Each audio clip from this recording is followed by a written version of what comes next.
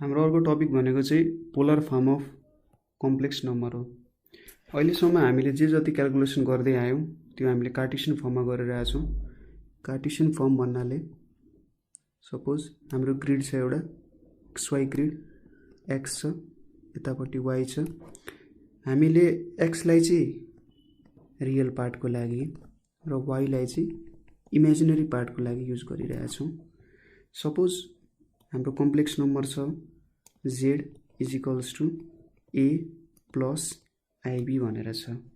यसलाई यहाँ रिप्रेजेन्ट गर्दाखेरि कार्टेसियन कोअर्डिनेटमा रिप्रेजेन्ट गर्दाखेरि हामी a युनिट x एक्सिसतिर र b युनिट y एक्सिसतिर यसरी जान्छौँ र यसले एउटा पोइन्ट दिन्छ। कम्प्लेक्स नम्बर भनेको चाहिँ एक तरिकाले बुझ्दाखेरि 2 डाइमेन्सनल नम्बर भनेर पनि लिन सकिन्छ। यो ए पोर्सन भयो, यो बी पोर्सन भयो र यो एंगललाई थीटा भनेर दियौँ। यो एउटा कार्टेसियन फर्ममा रिप्रेजेन्ट गर्ने तरिका भयो। र पोलर फर्ममा चाहिँ के हुन्छ भन्दाखेरि सपोज हामीले यो डिस्टेन्सलाई आर मान्यौँ, कम्प्लेक्स ओरिजिनदेखि त्यो पोइन्टसम्म जहाँ चाहिँ कम्प्लेक्स नम्बर रिप्रेजेन्ट भएको छ त्यो पोइन्टसम्म पुग्नको लागि हामीले एक्स एक्सिसदेखि थीटा डिग्री रोटेट गर्यौँ। थीटा डिग्री रोटेट गरेर आर डिस्टेन्समा पुग्यौँ भने के हुने रहेछ त, हामीले आर थीटा भन्ने कुराले चाहिँ त्यो ओरिजिनल कम्प्लेक्स नम्बरसम्म पुर्याउने रहेछ। भनेपछि हाम्रो यहाँको मेन मोटो भनेको आर भेट्ने र थीटा भेट्ने। यहाँबाट के देखिन्छ त, अब सुरुमा थीटाको लागि काम गरौँ।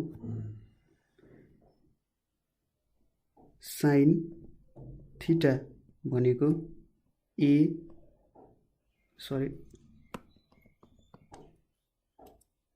साइन थीटा भनेको चाहिँ बी बाई आर हुन जान्छ, अथवा बी भनेको चाहिँ आर साइन थीटा लेख्न पाइयो। अर्को कस थीटा भनेको चाहिँ ए बाई आर हुन जान्छ, A equals to R cos theta लेख्न पाइयो। र हामीले यसलाई 1 र 2 भनेर डिजिग्नेट गरौँ।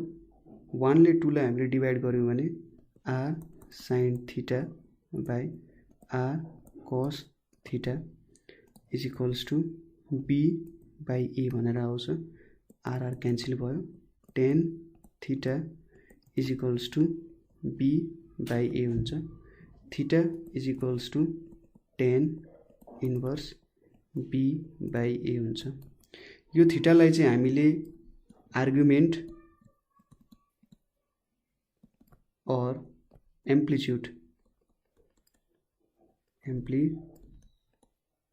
अफ जेड भनेर नि भनिन्छ। यसको बारे एकछिनमा थोरै डिटेलमा स्टडी गर्नुपर्छ। थीटा त हामीले भेट्यौँ। अर्को छ आर कसरी भेट्ने। 1 र 2 लाई हामीले स्क्वायर गरौँ र एड गरौँ। त्यो गर्दाखेरि B square plus A square भनेको R square sine square theta plus R square cos square theta. यो भनेको R square sine square theta plus cos square theta equals to B square plus A square हुन जान्छ। यो भनेको R square equals to B square plus A square, और R भनेको चाहिँ under root B square plus A square हुन जान्छ।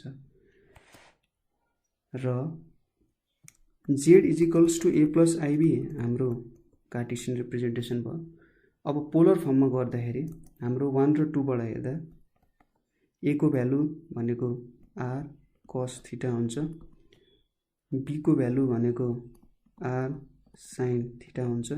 यो भनेको आर कमन लिएपछि cos theta plus I sine theta हुन जान्छ, जसलाई चाहिँ polar form of complex number भनिन्छ। अब हामीले अघि भनेको थियौँ आर्गुमेन्ट और एम्प्लिट्युड। यसको भ्यालु चाहिँ हाम्रो बी र ए को भ्यालुमा डिपेन्ड हुन्छ। सपोज हामी यो कोअर्डिनेट सिस्टमलाई हेर्यौं एउटा यो हाम्रो फर्स्ट क्वाड्रेन्ट यो हाम्रो सेकेन्ड क्वाड्रेन्ट यो हाम्रो थर्ड क्वाड्रेन्ट यो हाम्रो फोर्थ क्वाड्रेन्ट यदि ए र बी को भ्यालु पोजिटिभ भयो भने हाम्रो भ्यालु फर्स्ट क्वाड्रेन्टमा पर्छ यदि ए को भ्यालु नेगेटिभ बी को भ्यालु पोजिटिभ भयो भने सेकेन्ड क्वाड्रेन्टमा पर्छ यहाँनेरि ए को भ्यालु पोजिटिभ अनि बी को भ्यालु पनि पोजिटिभ सेकेन्ड क्वाड्रेन्टमा ए को भ्यालु नेगेटिभ र बी को भ्यालु पोजिटिभ हुन्छ ल यसरी लेख्यो भने सायद सजिलो होला र यहाँ -x थर्ड क्वाड्रेन्टमा चाहिँ दुईटै नेगेटिभ हुन्छ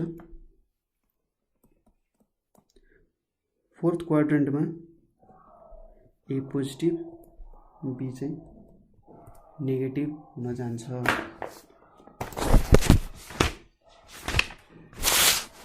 अब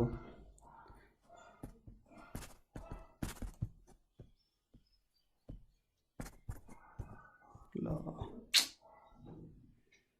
ल्यापटपै ह्याङ भइदियो